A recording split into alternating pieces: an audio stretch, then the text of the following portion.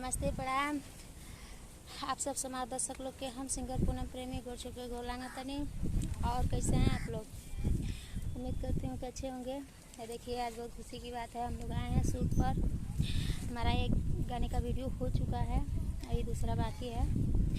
बहुत जल्द आप लोग के बीच आएगा और अच्छा लगे तो लाइक कमेंट करके ज़रूर बताइएगा। कमेंट में ज़रूर बताइएगा कि हमारा गाना कैसा लगा आप लोगों के, और ढेर सारा प्यार आशीर्वाद दीजिएगा ताकि हम लोग लाइफ में अच्छा काम कर सकें।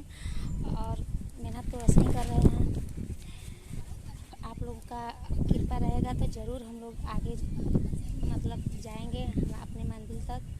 और मिलिए प्रमोद जी से भी यहीं पर हैं। नमस्कार प्रणाम हर महादेव। उल्टा लगाएगा यार।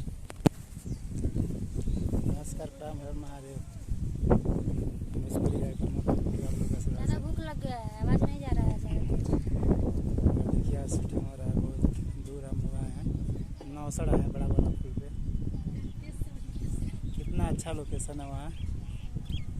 देखिए पीछे जंगल की तरह दिख रहा है। अगर आप लोग देखिएगा प्यार से बनाइएगा।